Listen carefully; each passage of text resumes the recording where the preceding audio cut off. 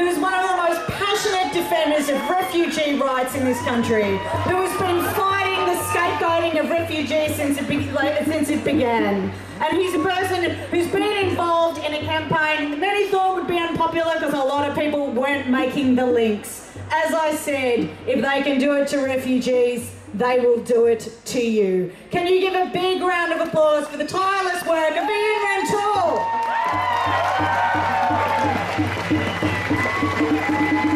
Thanks very much, Van. Thanks very much for so many people turning out today. And we've got a very, very strong message for Tony Abbott. We are not going to forget asylum seekers. We are not going to allow you to bury asylum seekers in the name of the rotten budget. We're here to say hands off Medicare, hands off pensioners, and hands off refugees. Tony Abbott talks about the budget bottom line. He says that the budget he's introduced is about fixing the budget bottom line. But Tony Abbott has put $7.2 billion aside for offshore processing. If he wants to fix the bottom line, close Nauru, close Manus Island, close the Australian detention centres. There are billions of dollars that can go into universities, that can go into hospitals, that can go into schools.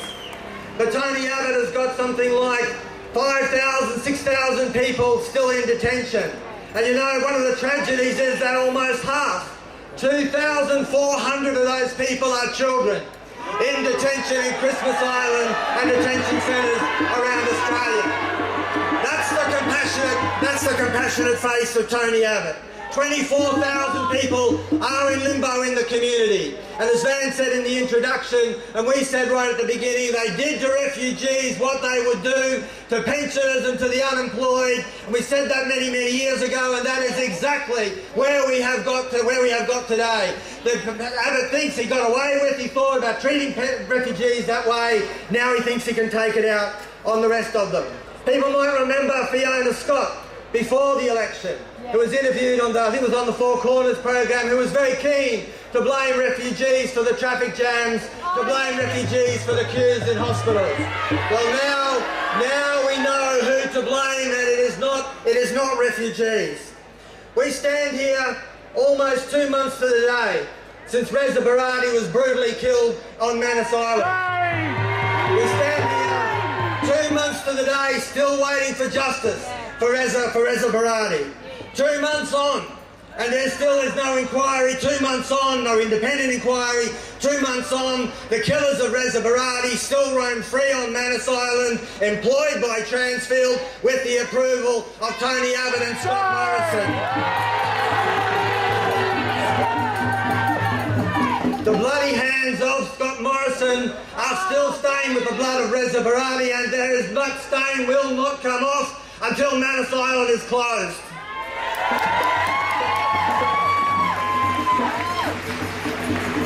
I think we've come today because the so-called democracy that we experience in Australia is fundamentally broken.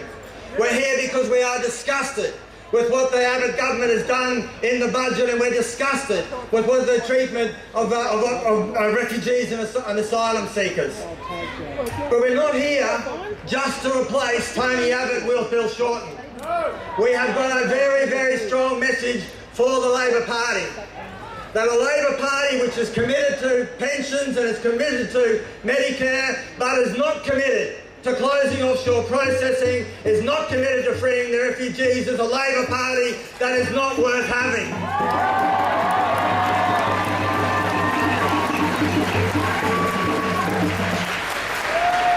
We need to build a movement that doesn't just look to the next election. We're not going to wait until the next election. The demands in the community now need urgent action now. We need to build that grassroots movement. Abbott wants us, he talks about stopping the boats because he doesn't want us thinking about the pensioners and the unemployed, the hospitals and the schools. But as I said, we've got a message for him. We do think about the asylum seekers. We understand that the stopping the boats has got everything to do with making a distraction and nothing to do with any fundamental threat to Australia. The threat to Australia doesn't come from asylum boats, it comes from Canberra.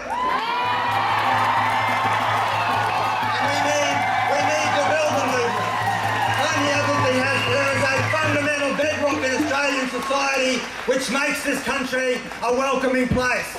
And we need to build a movement that doesn't look to Parliament, but turns every classroom, every school, every suburb, every workplace into a bastion of resistance against the Abbott government and the campaign for the freedom of refugees.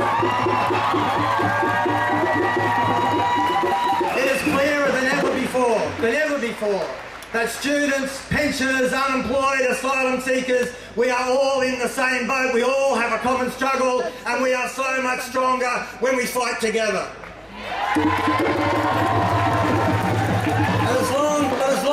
As long as we've got a situation where unions are fined for striking, as long as boats are turned around, as long as pensioners have to decide whether they're going to buy something to eat or pay the power bill, as long as unemployed people can't find a job, as long as asylum seekers remain in detention in Australia, as long as Manus Island is open, as long as Nauru is open, then the democracy that we experience is not worth the word, not worth the paper that it's written on. We have a far more profound notion of democracy than what they understand in the parliamentary galleries in the Parliament in Canberra. So we've got a message, I think, that we march today, and I'm so glad to see so many thousands of people out here again. But we march today for justice for Reza Barati. We march to bring down the Abbott government and to bring down the fences of Manus Island and Nauru.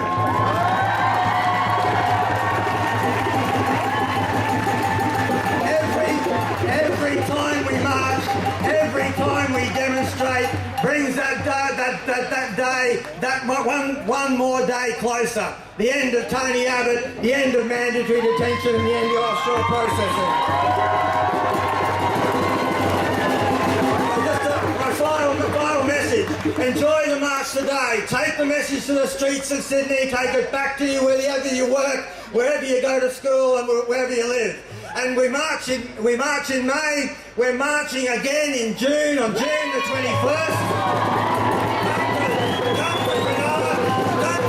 We're marching on Scott Morrison to say free the refugees, Scott Morrison, free the refugees. Yeah! Can we have a big shout out to those amazing Christians who've been doing the prayer sit-ins at Morrison and Bishop's office too, please? Those guys are amazing. They have been facing court because they believe in a higher judgment than Scott Morrison's.